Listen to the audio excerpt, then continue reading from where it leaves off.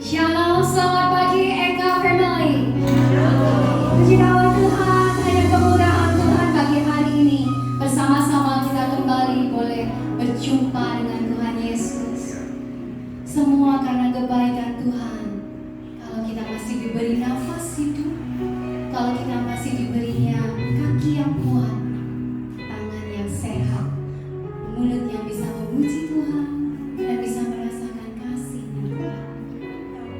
Mari bersama-sama sebelum kita masuk ke dalam ibadah, kita akan bersama-sama berdoa. Terima kasih ya Tuhan untuk pagi hari ini. Kebaikan-Mu ya Tuhan selalu kami nikmati setiap waktu.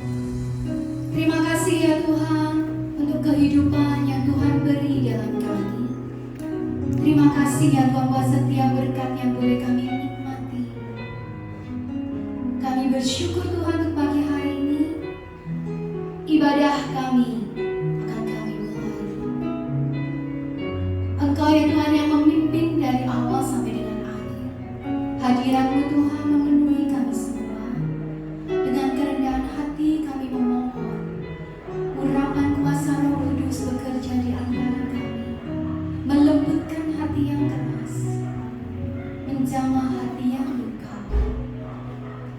dan menyembuhkan mereka yang sakit. Mari ya Tuhan, bekerjalah. Setiap pujian dan penyembahan yang kami naikkan, kami persembahkan karena kami mengasihi Engkau, sebagai tanda cinta kami kepada Engkau ya Yesus. Di dalam nama Yesus kami berdoa. Sama-sama katakan amin. Mari bernyanyi bagi Tuhan. Yesus yang naik akan datang kembali bagi kita semua, menjemput kita. Bersama-sama masuk di dalam kegelapan. Mari katakan bersama. Nyanyi bagi Dia. Memuji namanya.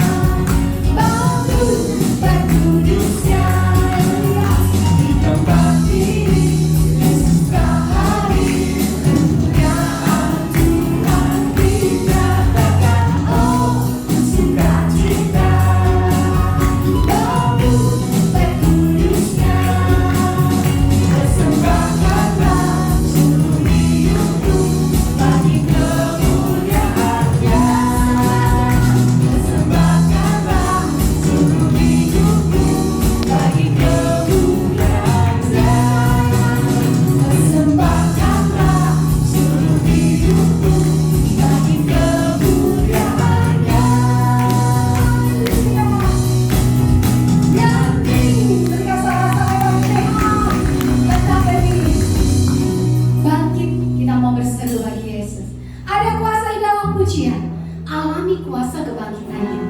Kalau kita boleh memuji Tuhan dengan segenap hati kita, Tuhan disenangkan.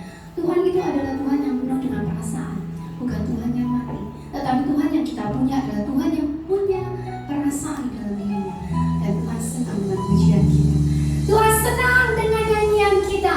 Mari senangkan Tuhan. Bangkit, serukan nama Yesus. Yesus penguasa tertinggi di bumi dan di surga.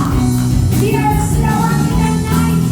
Dia yang akan menjemput kita semua yang melekat kepadanya. Bangkit, serukan nama Yesus.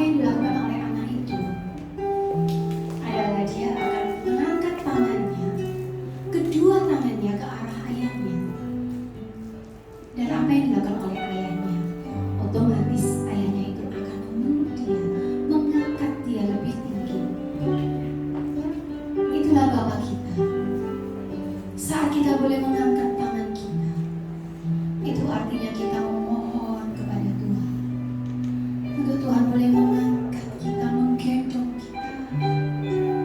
Kalau Bapa di dunia saja memiliki kasih seperti itu, bagaimana tidak Allah Bapa kita? Allah Bapa kita pun akan segera mengangkat, memegang tangan kita dan menggendong kita lebih tinggi. Mari dengan lebih sungguh kita memberikan hidup kita yang terbaik. Mari kita baharui hati kita, karena kita memerlukan Tuhan seperti seekor raja wali yang melayang tinggi mengatasi segala badai hidup. Bersama dengan Yesus kita akan dimampukannya.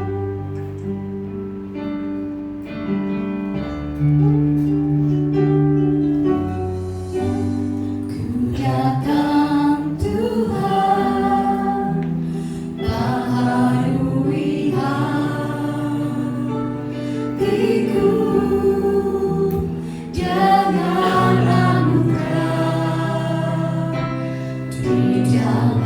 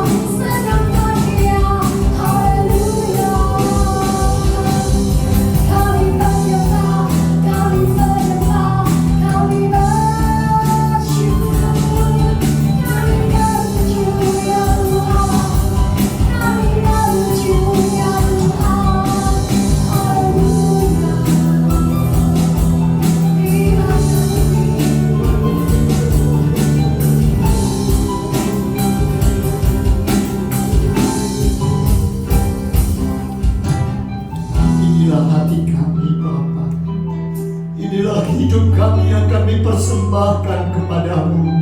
Karena kami tahu Tuhan, Engkau Allah yang hidup, Allah yang menguasai kehidupan kami, dan Allah yang memberikan kekuatan dalam hidup ini. Terima kasih Bapa, terima kasih. Oh Tuhan, terima kasih untuk kehadiran-Mu di tengah-tengah kami. Persiapkan hati dan pikiran kami, agar kami boleh tertuju kepadamu, dan kami boleh mengerti, oh Tuhan, rahasia kehidupan untuk terus berjalan bersama dengan Engkau yang sudah mati tapi bangkit dan naik ke surga. Terima kasih Bapa, kami serahkan semua dalam tangan-Mu. Kami bersyukur untuk semuanya, dan berbicaralah kepada kami, bersabdalah, sembunyikan kami Tuhan, pakai semua persiapan kami agar boleh Tuhan menyatakan isi hati-Mu kepada jemaat-Mu, dan kami boleh berjalan bersama dengan Tuhan. Terima kasih Bapa, kami serahkan hidup kami, dan kami siap mendengar firman-Mu di dalam nama Tuhan Yesus Kristus Juru Selamat kami, dan semua yang percaya katakan amin. Di nama Tuhan, Tuhan memberikan kekuatan untuk kita semua. Shalom. Oh, suaranya tidak terdengar. Shalom. Puji nama Tuhan. Oleh kemudahan Tuhan, kalau pada kesempatan pagi hari ini kita boleh bersama-sama berimpun. Ini hari khusus, hari libur, karena kita memperingati kenaikan Tuhan ke surga. Dan kalau sudah memperhatikan Alkitab kita, ternyata ayat-ayat yang menceritakan tentang kenaikan Tuhan ke surga itu tidak banyak. Kalau kisah-kisah yang lain sejak awal kelahiran Kristus, perjalanan hidup Tuhan Yesus selama di muka bumi, bahkan pada saat Tuhan Yesus masuk ke Yerusalem, saat Tuhan Yesus menghadapi sengsara, pergumulan, begitu banyak ayat-ayat yang menceritakan. Tetapi tentang kenaikan Tuhan Yesus tidak banyak. Nah, mari coba kita lihat apa sebenarnya makna, arti dan arti daripada kenaikan Tuhan Yesus ke surga. Mari kita akan buka Alkitab kita lebih dulu di dalam Injil Lukas pasal 24 ayat 50 sampai ayat 53. Injil Lukas pasal yang ke 24 ayat 50 sampai 53. Ya. Kemudian kita akan sambung dengan Markus pasal ke-16 ayat 19 dan ayat yang ke-20, dan lalu Kisah Rasul pasal 1 ayat 6 sampai 11. Tujuannya supaya kita memahami dan mengerti garis besar daripada mengapa Tuhan Yesus naik ke surga. Ya, baik, mari kita akan lihat bersama-sama. Diawali dengan Lukas pasal 24 ayat yang ke-53 sampai dengan ayat yang ke-50 sampai ayat yang ke-53. Baik, saudara sudah mendapatkannya dan sudah ada di sana. Mari kita akan membaca bersama-sama secara bersama-sama dan kita membacanya dengan suara yang keras, ya. Lukas pasal 24 ayat 50 sampai ayat 53. 2, 3. Lalu Yesus membawa mereka keluar kota sampai dekat Betania. Di situ ia mengangkat tangannya dan memberkati mereka. Dan ketika ia sedang memberkati mereka, ia berpisah dari mereka dan terangkat ke surga. Mereka sujud menyembah kepadanya. Lalu mereka pulang ke Yerusalem dengan sangat bersuka cita. Mereka senantiasa berada di dalam bait Allah dan memuliakan Allah. Kita baca Markus pasal yang ke-16. Markus pasal yang ke-16. Kita akan baca bagian ini, ayat yang ke-19 dan ayat yang ke-20. Kita baca sama-sama lagi. 2, 3. Sesudah Tuhan Yesus berbicara demikian kepada mereka, terangkatlah ia ke surga, lalu duduk di sebelah kanan Allah. Mereka pun pergilah memberitakan Injil kepada segala penjuru, dan Tuhan turut bekerja dan meneguhkan firman itu dengan tanda-tanda yang menyertainya. Ya, kita mau dapat beberapa bagian yang komplit di sini. Terakhir, Kisah Rasul pasal yang pertama. Kisah Rasul pasal yang pertama ayat yang ke-6 sampai dengan ayat yang ke-11. 1 Petrus pasal pertama ayat 6 sampai 11. Kita baca bersama-sama. 2, 3. Maka bertanyalah mereka yang berkumpul di situ, Tuhan, maukah engkau pada masa ini memulihkan kerajaan bagi Israel? Jawabnya, engkau tidak perlu mengetahui masa dan waktu yang ditetapkan Bapa sendiri menurut kuasanya. Tetapi kamu akan menerima kuasa kalau Roh Kudus turun ke atas kamu, dan kamu akan menjadi saksiku di Yerusalem dan di seluruh Yudea dan Samaria dan sampai ke ujung bumi. Sesudah ia mengatakan demikian, terangkatlah ia, disaksikan oleh mereka, dan awan menutupnya dari pandangan mereka. Ayat yang ke-10, ya. Mereka sedang menatap ke langit waktu ia naik itu, tiba-tiba berdirilah 2 orang yang berpakaian putih dekat mereka Dan berkata kepada mereka, hai orang-orang Galilea, mengapakah kamu berdiri melihat ke langit? Yesus ini yang terangkat ke surga meninggalkan kamu akan datang kembali dengan cara yang sama seperti kamu melihat dia naik ke surga. Pujilah nama Tuhan. Berbahagialah setiap kita yang mendengarkan firman Tuhan, merenungkannya, dan bukan hanya merenungkannya, bukan hanya mengertinya, tetapi melakukan dalam hidupnya. Saudara sekali dikasih Yesus Kristus, kalau saudara memperhatikan bagian-bagian ini, mau tidak mau saudara melihat inilah rentetan dari semua peristiwa-peristiwa di mana Tuhan Yesus ada di muka bumi. Dan dia akhirnya dinyatakan sebagai Tuhan, Raja, dan penguasa. Segala kuasa ada di dalam tangannya. Itu sebabnya dia adalah raja di atas segala raja. Dia juga yang akan datang kemudian untuk menjadi hakim, untuk menjadi raja yang mengadili. Kalau sudah perhatikan sekali lagi, saya ingin mengulas sedikit demi sedikit. Inilah peristiwa rentetan dari sejak kelahiran Tuhan Yesus, ya, bagaimana Tuhan Yesus dilahirkan di muka bumi. Kemudian Tuhan Yesus melakukan banyak pekerjaan-pekerjaan yang sangat indah. Di antaranya Tuhan Yesus memberi pengajaran-pengajaran dengan khotbah di bukit, dengan 7 makna kata kerajaan. Tuhan Yesus dengan sungguh-sungguh mengajar mereka, bukan hanya mengajar tapi membuat banyak bukti dan tanda bahwa dia adalah Mesias. Mujizat-mujizat banyak dilakukan dan dibuat. Bahkan yang paling spektakuler, sebelum Tuhan Yesus menghadapi kematiannya, dia memberi makan 5.000 orang dengan 5 ketul roti dan 2 ekor ikan. Luar biasa. Kemudian dilanjutkan dengan peristiwa bagaimana Tuhan Yesus masuk ke Yerusalem, yang kita peringati pada waktu yang lampau dengan Minggu Palma.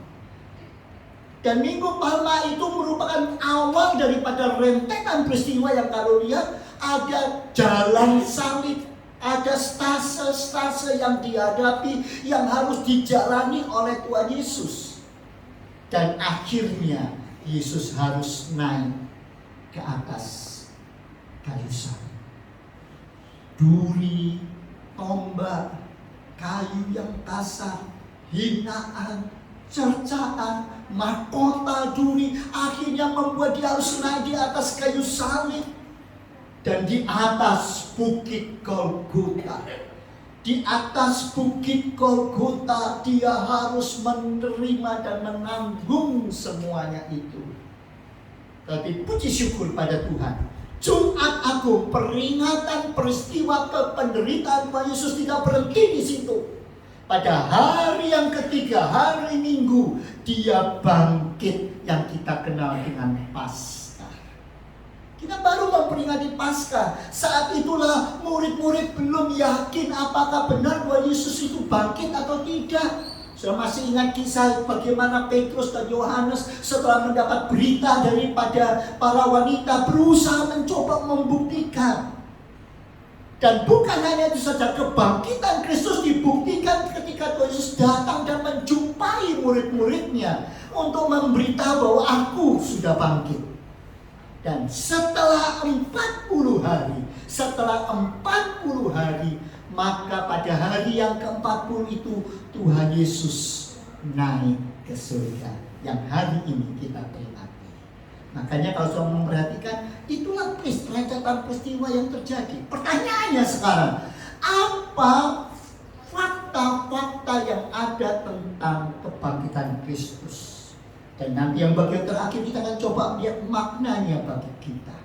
Yang pertama, apa fakta tentang kenaikan Tuhan Yesus ke surga ini? Di dalam Kisah Rasul pasal 1 tadi, ayat yang pertama dan ayat yang kedua, kalau saudara perhatikan dengan baik-baik, apa yang muncul di situ?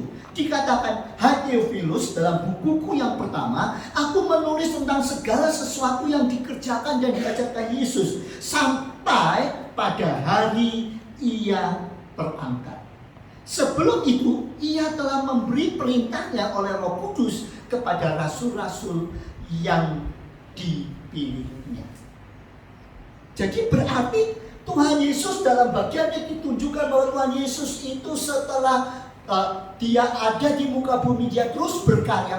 Bahkan setelah dia naik ke surga, dia tetap berkarya. Dia tidak pernah berhenti berkarya. buktinya. Apa yang Tuhan Yesus lakukan setelah dia naik ke surga? Kita baca dalam Yohanes pasal 14 ayat 1 sampai ayat yang keempat. Yohanes pasal 14, kita akan lihat ayat yang ke-1 sampai dengan ayat yang keempat. Ya, saya akan bacakan bagi saudara. Janganlah gelisah hatimu, percayalah kepada Allah, percayalah juga kepadaku. Di rumah Bapakku banyak tempat tinggal. Jika tidak demikian, tentu aku menyatakannya kepadamu. Sebab aku pergi ke situ, ya, pergi ke surga. Aku pergi ke situ untuk menyediakan tempat bagi siapa? Bagi kita semua. Itu artinya Tuhan Yesus tidak berhenti bekerja. Dia sekarang ada di surga menyediakan tempat yang akan disediakan bagi kita semua. Itu sebabnya sangat istimewa sekali. Mengapa Tuhan Yesus saat ini terus berkarya. Dia tidak pergi lalu tinggal di surga begitu aja. Tapi dia di sana menyediakan tempat bagi saudara dan bagi saya. Dan kalau semuanya sudah siap dikatakan, dan apabila aku telah pergi ke situ dan telah menyediakan tempat bagimu, aku akan datang kembali dan membawa kamu ke tempat. Saudara, ini sesuatu yang luar biasa. Jadi walaupun Tuhan Yesus sudah terangkat ke surga, tapi dia tidak diam. Dia tetap bekerja. Dia menyediakan tempat bagi kita di surga. Dan itu sebabnya dia akan datang kembali. Dia akan menjemput kita. Dia akan membawa kita berada bersama-sama dengan dia. Itu sebabnya di dalam Tuhan ada pengharapan yang luar biasa. Amin saudara. Itu sebabnya mengapa perjalanan iman kita bukan perjalanan biasa, tapi sebuah perjalanan yang penuh dengan kepastian. Sebuah perjalanan yang penuh dengan pengharapan. Dan sebuah perjalanan yang betul-betul akan membawa kita kepada suatu kondisi yang sangat luar biasa, yang memang itu dirancang sejak semula. Itu sebabnya saudaraku sekalian, mengapa dalam bagian ini ketika Tuhan tetap bekerja, selama Tuhan bekerja di sana, Tuhan mengutus kita. Tuhan mengutus kita untuk menjadikan semua bangsa murid-murid Tuhan. Saksikan kebenaran itu. Tunjukkan kepada semua orang agar mereka mendengar, melihat, dan mengerti. Siapa yang diutus? Kita semua. Ingat saudara, semua kita yang mengatakan menjadi pengikut Yesus Kristus, yang percaya kepada Tuhan Yesus, kita diutus. Kita diutus untuk menjadi saksi-saksi Tuhan. Mungkin saudara berkata, waduh, jadi saksi gak gampang saudara. Karena banyak orang ketika diminta menjadi saksi di depan pengadilan, itu merupakan sebuah pergumulan yang sangat berat. Sebab di situ letaknya kita harus menunjukkan apa yang kita lihat, apa yang kita dengar, apa yang kita rasakan. Dan itu berarti bisa memihak yang satu, bisa memihak yang lain. Padahal kita dipanggil untuk apa? Berdiri dengan tegak, menyaksikan kebenaran. Makanya setiap saksi di dalam pengadilan harus disumpah lebih dulu. Aku bersumpah. Yang lainnya, aku berjanji. Aku akan menyatakan kebenaran di atas kebenaran. Tidak mudah. Lalu banyak orang, lalu bagaimana, apakah mungkin? Nah, ternyata fakta yang kedua bahwa Tuhan Yesus bukan hanya mengutus dan menyuruh kita menjadi saksinya. Untuk menjadi saksi supaya kita punya kekuatan, supaya kita bisa bergerak terus maju ke depan, Tuhan Yesus mengirim penolong. Siapa penolong itu? Roh Kudus. Itu fakta yang kedua. Tuhan Yesus mengirim Roh Kudus bagi umatnya supaya kita mempunyai kekuatan. Seringkali dalam hidup ini kita lelah. Seringkali dalam hidup ini kita lemah. Seringkali kita kekurangan tenaga untuk menjadi saksi Kristus. Kenapa? Ingat, saksi itu harus menunjukkan jati dirinya. Dia harus bisa dipercaya. Bagaimana dia bisa menyaksikan kepada orang lain kalau dia sendiri tidak pernah melihat? Namanya apa? Saksi dusta. Apakah saudara melihat? Enggak. Nah terus, apa yang mau dikatakan? Apakah saudara merasakan situasi dan kondisi itu? Enggak. Lah bagaimana orang bisa menjadi saksi kalau dia tidak pernah merasakan, dia tidak melihat, dia tidak mengikuti peristiwa itu? Bagaimana? Saudara sebagai anak Tuhan ketika saudara diutus menjadi saksi-saksi Kristus, pertanyaannya apa yang pernah saudara alami dalam hidup saudara bersama dengan Tuhan? Apa yang saudara pernah lihat bagaimana Tuhan berkarya dalam hidupmu? Kalau saudara tidak pernah, bagaimana saudara bisa menjadi saksi? Itu sebabnya saudara, perjalanan hidup kita menjadi anak Tuhan setelah kita percaya kepada Tuhan, hidup kita harus punya pengalaman secara pribadi dengan Tuhan. Jangan kesaksian kita katanya Pak Pendeta itu begini, katanya Bu Pendeta itu begini, katanya temanku yang baik itu begini. Kalau katanya, semua orang bisa berkata. Apalagi mungkin ya, kira-kira ya. Kalau itu yang terjadi, bagaimana saudara bisa menjadi saksi Kristus? Saudara diminta mempunyai pengalaman secara pribadi dengan Tuhan. Betul-betul mengalami ketika saudara dalam kondisi yang terpuruk, dalam kondisi yang sangat susah, tertekan, saudara menghadapi banyak persoalan hidup, saudara menghadapi pergumulan hidup, ketika saudara harus belajar mengampuni, ketika saudara menghadapi orang-orang yang menyusahkan saudara, ketika saudara melihat ada orang yang menyakiti hati saudara, ketika saudara melihat bagaimana orang itu tidak cocok dengan pikiran saudara, ketika saudara menghadapi orang-orang yang sangat menyesatkan hidup saudara, bagaimana saudara bisa mengatasinya?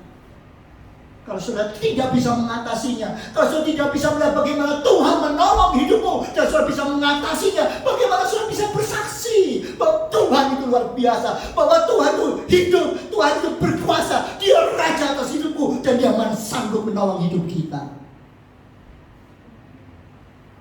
Seringkali kita lalu mengatakan, tapi hati berkehendak, tubuhku lemah. Aku mau. Siapa sih nggak senang berdamai? Siapa sih nggak senang saya mengampuni orang? Siapa sih nggak senang saya bisa memaafkan orang? Tapi kadang-kadang hati yang susah, baru melihat wajahnya aja rasanya di sini, ih, orang ini lagi. Apalagi kalau saya mulai teringat apa yang pernah dia perbuat, dia lakukan kepada saya, rasanya pusingnya setengah mati, langsung cekut, bukan cokot-cokot lagi, cekut dulu, dalam sekali saudara. Bagaimana saya bisa? Kalau saudara mengatakan tidak bisa, bagaimana saudara bisa bersaksi bahwa Tuhan itu hebat, Tuhan itu melepaskan saudara dari segala tekanan dan beban hidup saudara. Lalu pertanyaan, gimana caranya saya bisa bebas? Bagaimana caranya saya bisa menjadi saksi? Ingat, Tuhan ngirim Roh Kudus-Nya kepada kita. Roh Kudus yang akan menguatkan kita, Roh Kudus yang akan memberikan bimbingan, Roh Kudus yang akan memberikan pertolongan dan kekuatan dalam hidup kita. Kalau tidak, saudara akan terus dihantui oleh masa lampau. Saudara akan dihantui oleh masalah-masalah sakit hati, tekanan jiwa, perkataan-perkataan terus terngiang-ngiang.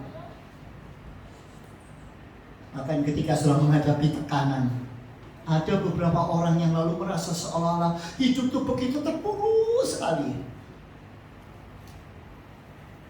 Ketika saudara menghadapi kegagalan, seolah-olah dunia itu runtuh. runtuh semuanya. Lalu kalau saudara menghadapi seperti itu dan saudara tidak bisa mengatasi, bagaimana saudara bisa bersaksi bahwa Tuhan itu maha dahsyat, maha kuasa dan sanggup menolong saya? Mari, kenaikan Tuhan ke surga memberikan satu gambaran yang sangat jelas. Dia akan menolong kita dan mengutus Roh Kudus-Nya, sehingga kita dapat kekuatan untuk melangkah. Rasanya mungkin sakit, rasanya mungkin berat, rasanya sepertinya seolah, bahkan ada beberapa orang yang ketika dia mengalami kegagalan, dia lalu menyalahkan dirinya dan mengatakan, oh kamu bodoh, kamu yang gak tepat, kamu yang gak bisa mikir, kamu yang mikirnya keliru dan sebagainya. Seolah terus intimidasi si orang, lebih baik aku mengakhiri hidup, lebih baik aku meninggalkan dunia ini. Apakah itu bebas? Apakah itu lepas? Justru dengan mengambil tindakan yang nekat berarti saudara lebih mau menjadi Tuhan, karena saudara menghakimi diri dan mengangkat diri lebih dari Tuhan. Itu sebabnya sekali lagi Tuhan yang naik ke surga mengutus kita, karena dia menyediakan tempat bagi kita, dia mengutus kita menjadi saksinya. Sudahkah kita siap menjadi saksinya? Sudahkah kita benar-benar mengatakan, Tuhan aku mau, aku siap, aku menjadi umat-Mu? Siapa yang memberi kekuatan? Roh Kudus yang menolong kita. Amin saudara? Pertanyaannya, benarkah Roh Kudus sudah ada dalam hidup saudara? Benarkah Roh Kudus mendapat tempat menguasai hidup saudara? Roh Kudus dicurahkan. Pertanyaannya, benarkah saudara mau dipenuhi oleh Roh Kudus dalam hidupmu, sehingga engkau boleh benar-benar bersandar dan meminta kepada Tuhan memimpin hidupmu? Fakta yang ketiga, Tuhan Yesus ketika dia naik ke surga, apa yang dikerjakan? Dia dinobatkan sebagai Raja surga. Yesus adalah Tuhan. Dia itu adalah Allah yang luar biasa. Dia berada duduk di sebelah kanan Bapa. Itu sebabnya mengapa segala kuasa dicurahkan kepadanya. Segala sesuatu ada kepada dia. Dan sekaligus itu merupakan fakta yang keempat, bahwa Tuhan Yesus naik ke surga berarti dia memang berasal dari surga dan kembali kepada surga. Itu luar biasa. Kalau tidak orang bertanya, mana ada orang yang sempurna, mana ada orang yang tidak pernah berbuat salah, mana ada orang yang selalu benar hidupnya, kecuali Allah. Lah kalau Yesus memang Allah, dia berasal dari mana? Dari surga. Apakah setelah dia menjalankan misinya, semuanya sudah digenapi ketika dia ada di atas kayu salib dengan mengatakan tetelestai, sudah genap? Apakah dia kembali ke surga?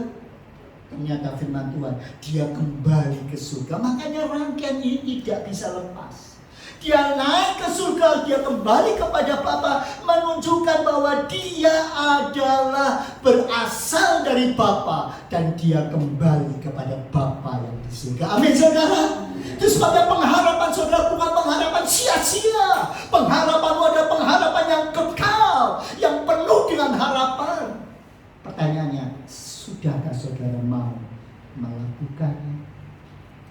Yang berikutnya, yang kelima, apa kenaikan Tuhan Yesus bermakna? Faktanya Tuhan Yesus akan menjadi pengantara bagi kita, pembela. Dia yang akan menolong kita. Kita tahu semua kita lemah. Saudara lemah. Semua siapapun lemah, apalagi saya seorang yang paling lemah. Tapi untuk kita mempunyai pengantara Kita mempunyai imam besar yang menolong kita, yang membela kita, yang mendoakan kita, yang memegang dan menuntun tangan kita. Sehingga apapun yang kita kerjakan, apapun yang kita lakukan, selama kita tetap bersandar, bergantung dan terus-menerus mengkoreksi diri, maka dia akan menuntun kita pada jalan yang benar, menuju pada kesempurnaan seperti Yesus adanya. Amin, saudara. Ini luar biasa. Dia adalah Allah yang istimewa. Dia yang menjadi imam besar kita, yang menolong kita. Kenapa dia bisa melakukan itu?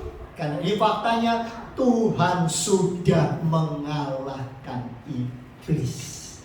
Iblis yang menjadi penguasa, yang dulunya mencengkram, yang berusaha mempengaruhi manusia, yang mau merangkul dan mengikat manusia, sudah dikalahkan oleh Tuhan. Dan ini luar biasa. Ini merupakan sesuatu yang istimewa. Dan yang lebih penting, dalam bagian yang sudah kita baca, ketika Tuhan Yesus naik ke surga, apa yang dikatakan? Hai orang-orang Galilea. Nanti saya jelaskan. Hai orang-orang Galilea, kamu sedang lihat apa? Ada dua malaikat yang mengatakan, hei, kamu orang-orang Galilea sedang lihat apa? Hei, kamu lihat Yesus yang naik ke surga dengan cara yang sama. Dia akan tetap di surga. Amin. Halo, saya ulangi. Hei orang-orang Galilea, ngapain? Apa yang kamu lihat? Yesus yang naik ke surga dengan cara yang sama, dia akan tetap ada di surga. Amin. Apa yang Tuhan katakan? Apa yang dikatakan dua malaikat tadi? Dia yang naik ke surga dengan cara yang sama, dia akan kembali. Dia akan datang. Dia akan menyambut kita. Dia akan menolong kita untuk kita kembali kepada Bapa. Ingat saudara, hari-hari ini adalah hari-hari yang sangat-sangat penuh dengan perjuangan. Kalau sudah melihat bencana-bencana yang terjadi, kalau sudah melihat peristiwa-peristiwa yang terjadi, kalau sudah melihat segala gejolak-gejolak yang ada, kadang-kadang kita merasa kok rasanya tidak hanya di satu daerah, hampir menyeluruh di mana-mana. Di Indonesia sendiri, di situ jadi, di sana jadi, aduh rasanya. Beberapa orang yang tidak senang dengan pemerintah memanfaatkan itu untuk membuat berita-berita yang menyesatkan dada, yang membuat orang jadi takut, seolah-olah pemerintah tidak bertanggung jawab. Padahal kalau saya perhatikan, semua sudah dilakukan, apapun, sekecil apapun sudah banyak, tetapi ternyata tidak bisa teratasi. Bukankah itu peringatan bahwa Tuhan segera datang? Dia akan segera datang. Itu sebabnya sekali lagi, apa maknanya? Ada 3 makna yang akan saya ungkapkan pada saudara sebelum saya akan mengakhiri, karena waktu saya cuma tinggal 3 menit lagi. Ada 3 makna. Apa makna yang pertama? Ingat, yang pertama, Tuhan Yesus segera datang kembali. Senang tidak senang, mau tidak mau, dia akan datang. Pertanyaannya adalah, sudahkah kita siap? Beberapa kali Tuhan Yesus memberikan perumpamaan-perumpamaan. Yang pertama, Tuhan Yesus memberikan perumpamaan tentang 5 gadis yang bijak dan 5 gadis yang bodoh. Sama-sama kenal Tuhan, awalnya sama-sama rame-rame, sama-sama semangat. Tapi sayang, yang 5 pandai, yang 5 bodoh. Yang 5 mempersiapkan diri, menambah diri, terus menguduskan dirinya. Yang 5 masih berkutat dengan hal-hal dunia, lupa mempersiapkan diri, masih saling membenci, masih saling menghakimi, masih saling menyalahkan, masih saling benci, masih saling terus mencari musuh, masih terus melihat kesalahan kesalahan orang seorang lebih besar daripada kesalahan kita terhadap Tuhan. Memang manusia lemah. Di antara saudara yang mungkin merasa lemah, saya yang paling lemah.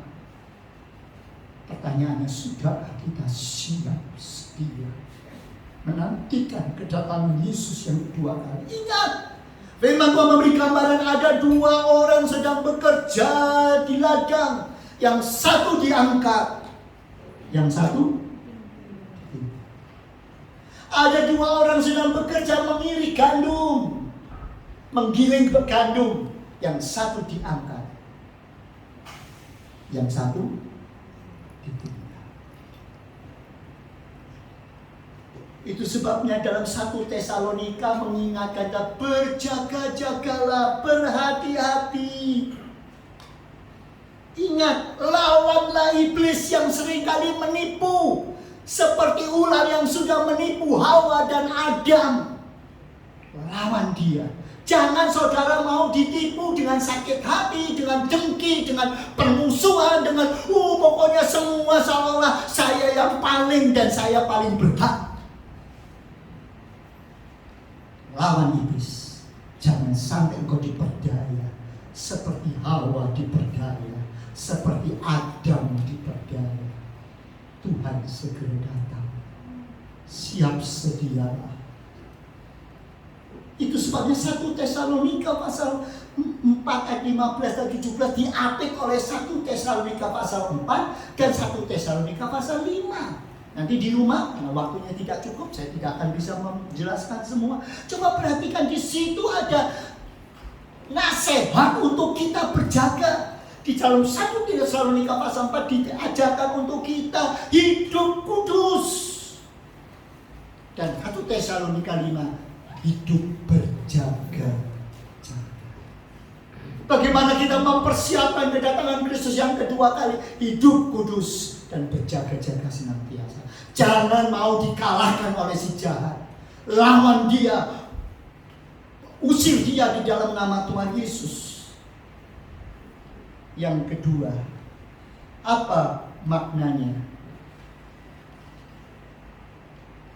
Ketika murid-murid melihat ke atas, dia melihat Tuhan Yesus naik ke atas. Tiba-tiba 2 orang malaikat datang dan berkata, "Hai orang-orang Galilea." Kenapa kok disebut orang Galilea? Apakah semua yang datang yang melihat Tuhan Yesus di atas surga, yaitu ketika murid-murid semua itu, apakah dia semuanya orang Galilea? Tidak. Tapi kenapa kok yang disebut orang Galilea? Saudara, saya berusaha mencoba menguak apa sih maksudnya.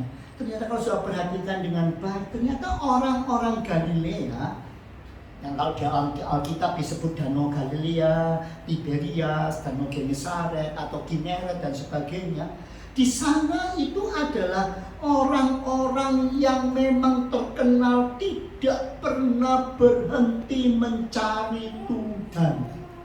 Mereka adalah tipe-tipe orang yang terus-menerus berusaha mencari kebenaran, mencari Tuhan. Mereka tidak pernah berhenti hidup kudus. Mereka terus berusaha memperbaiki dirinya dari satu langkah demi satu langkah. Kemarin sudah kujalani, hari ini lebih baik dari kemarin.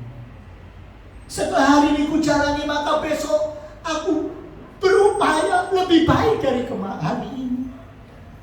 Lusa aku berusaha lebih baik dari besok. Inilah tipe-tipe orang-orang yang terus tidak pernah berhenti mengejar kebenaran dan kehidupan. Tidak pernah berhenti berdoa, tidak pernah berhenti berpengharapan. Beda dengan murid Tuhan Yesus yang namanya Kleopas. Masih ingat Kleopas? Temannya kan ada 2 orang yang pergi ke Emmaus. Siapa nama teman Kleopas? Halo, siapa nama teman Kleopas? Tidak ada yang tahu karena Alkitab tidak menyebutkan. Beberapa penafsir memperkirakan ini Lukas sendiri. Soalnya dia yang nulis. Siapa yang tahu kalau nggak Lukas sendiri? Kemungkinan Lukas. Coba perhatikan. Apa yang dilakukan oleh mereka berdua ketika mereka berusaha mencari Yesus sudah bangkit atau tidak? Mereka pergi ke Emmaus. Mereka berhenti berharap. Mereka berhenti berdoa. Mereka berhenti berpuasa. Mereka berhenti membaca firman Tuhan dan mengerti apa yang Tuhan pernah sampaikan. Hidupnya melemah, hidupnya makin menurun. Bukan makin hari makin dekat sama Tuhan, bukan makin hari makin cinta Tuhan, bukan makin hari makin melayani Tuhan, tapi makin hari makin menurun. Pergi ke Emmaus, tidak punya pengharapan, sedih, susah. Apa buktinya? Ketika Tuhan Yesus jalan bersama dengan mereka, mau menghibur, ayolah ngapain kamu begitu? Ternyata tidak kenal siapa Tuhan. Disampingi tidak kenal. Saudara, jangan sampai kita semua dalam menghadapi hidup ini karena penurunan rohani, karena kita tidak mau lebih dekat, kita lupa berdoa, kita lebih senang membenci, kita lebih senang menghakimi, kita lebih senang melakukan hal yang tidak baik. Sampai kita tidak tahu bahwa Tuhan sedang mendampingi kita. Siapa yang tahan? Siapa yang kuat berjalan sendiri? Tanpa Tuhan, tanpa pengorbanan dan salibnya, tanpa Roh Kudus, kita tidak akan bisa bagaikan Raja Wali yang makin terbakti. Mari datang kepada-Nya dan minta Tuhan, jadikan aku seperti orang-orang Galilea. Saudara tahu, kalau saudara pelajari, ini ada orang yang membuat statistik, saudara. Ternyata mujizat-mujizat Yesus itu lebih banyak dilakukan di Yerusalem, di Galilea, atau di bagian tempat yang lain. Menurut statistik, 70% mujizat-mujizat Yesus dilakukan di Galilea. Kenapa? Mereka siap menerima dia. Kenapa? Mereka terus mengejar kebenaran. Kenapa? Dia terus mau bersama dengan Yesus, kemanapun Yesus pergi diikuti terus. Saudara, sudah siapkah saudara? Apakah saudara mulai berhenti mencari Tuhan? Apakah saudara mulai memakai kekuatan pribadi? Apakah saudara mulai memakai kekuatan kelompok? Apakah saudara mulai mencoba mencari dukungan dari manusia, bukan dukungan dari Allah?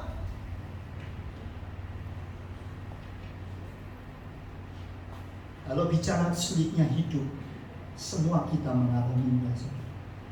Tidak ada satupun yang tidak mengalami kesulitan hidup. Ada banyak pergumulan. Tapi ketahuilah, kalau Tuhan bersama kita dan Tuhan terus menjadi andalan hidup kita, kita akan mampu mengatasinya. Amin saudara. Mari datang kepada Tuhan. Dialah sumber segala-galanya. Dan ingat, yang ketiga, makna yang terakhir, dalam segala perkara yang memberikan kekuatan kepada kita adalah Roh Kudus. Itu sebabnya mari kita datang kepada Tuhan. Mari kita menyembah kepada Tuhan.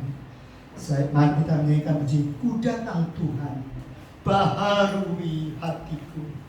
Dengan anugerah di dalam Engkau, aku tahu dengan kasih karunia-Mu aku boleh hidup. Sehingga aku boleh terbang bagaikan Raja Wali, terbang tinggi ke angkasa. Aku boleh berjumpa dengan Engkau, dan aku melihat ada kemurahan Tuhan atas hidup. Sudahkah saudara siap akan kedatangannya yang kedua kali? Sudahkah saudara mengatakan, Tuhan aku mau dan aku rela bersama dengan Engkau? Ku datang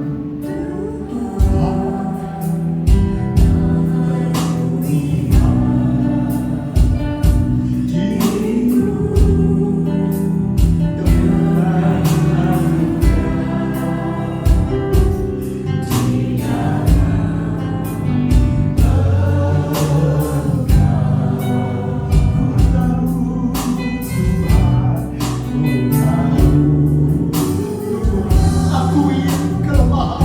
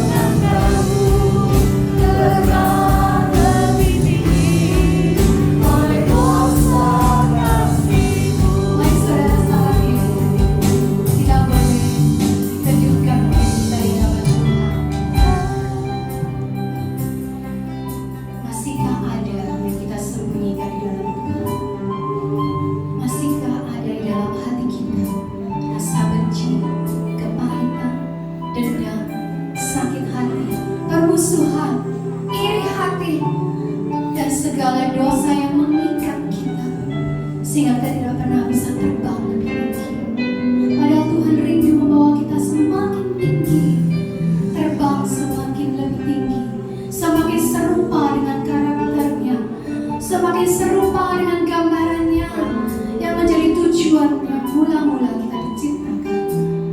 Mari saat ini kita bereskan itu di hadapan Tuhan. Haleluya.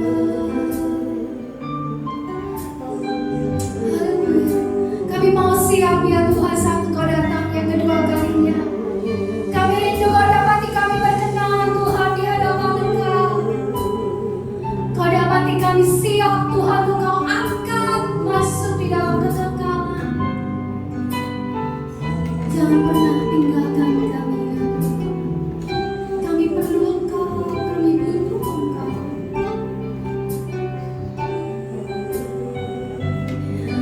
Haleluya, Yesus. Terima kasih ya Tuhan. Terima kasih ya Yesus. Kau dengar doa kami ya Tuhan.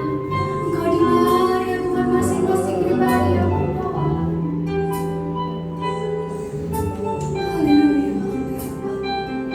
Terima kasih ya Tuhan untuk hari ini. Terima kasih Tuhan untuk firman-Mu. Fakta dan makna kenaikan Engkau ya Yesus membuat kami semakin sadar diri, membuat kami semakin tahu diri ya Tuhan, bahwa kami manusia yang terbatas, bahwa kami ini ya Tuhan manusia yang lemah dan penuh dengan kekurangan. Hanya karena anugerah Tuhan yang memampukan kami ya Tuhan untuk terus boleh mendekat dan mendekat kepada Engkau. Terima kasih untuk hari ini. Terima kasih Tuhan untuk hari ini. Kami bersyukur untuk air mata yang boleh keluar dari mata kami. Itu menandakan bahwa Engkau mengasihi kami. Kami mengucap syukur ya Tuhan. Kami mengucap syukur ya Yesus. Hari ini ya Tuhan, kami mau dipulihkan Tuhan. Kami mau diubahkan Tuhan. Kami bukan lagi manusia yang lama. Kami mau tanggalkan pakaian kami yang lama Tuhan. Dan kami mau ganti dengan kekuatan dan hidup yang baru. Di dalam nama Tuhan Yesus, Kau memberkati hamba-Mu.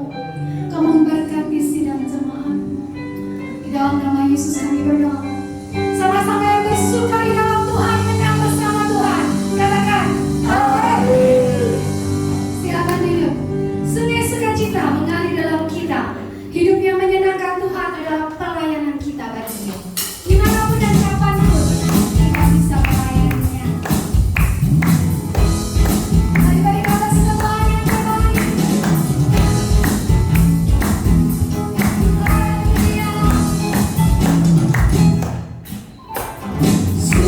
Sukacitamu mengalir dalamku. Oh yes, yes, yes, yes. Aku sukacitamu melimpah dalamku.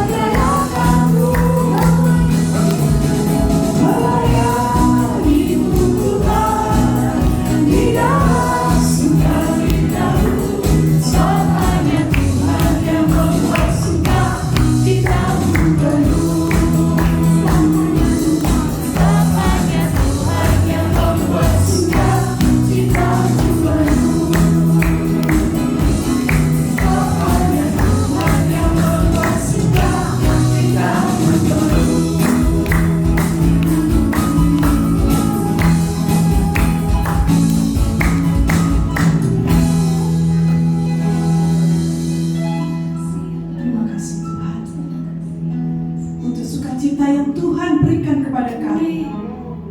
Engkau sudah naik ke surga.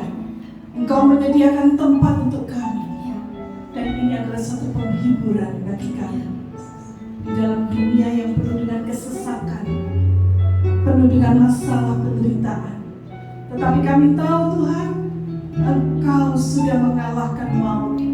Dan Engkau saat ini Tuhan ada di sana menyediakan tempat bagi kami. Dan satu kali Engkau akan datang kembali membawa kami pulang ke tempat yang Tuhan sudah sediakan. Terima kasih Tuhan.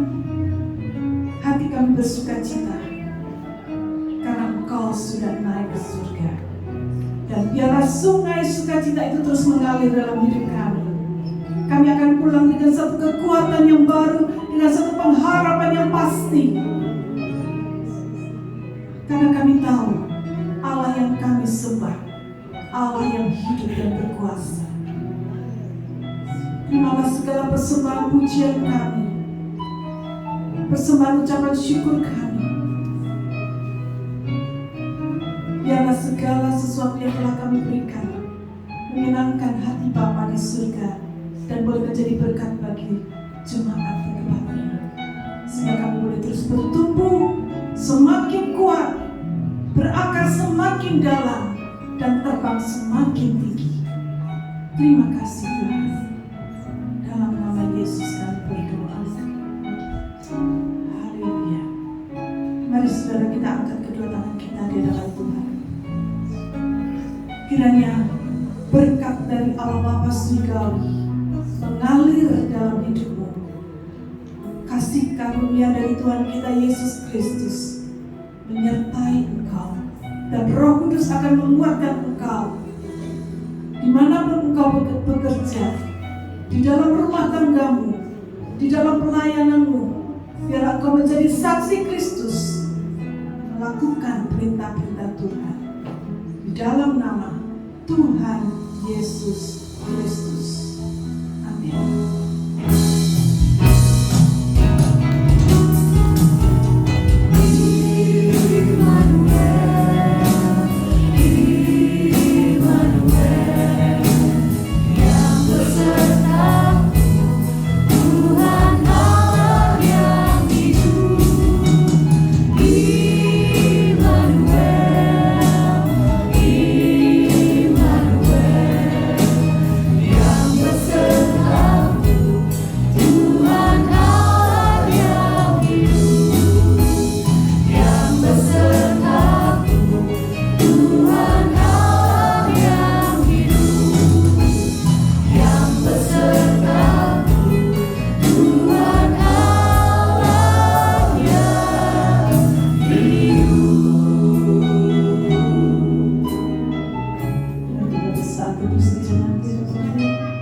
Ucapkan syukur kepada kita.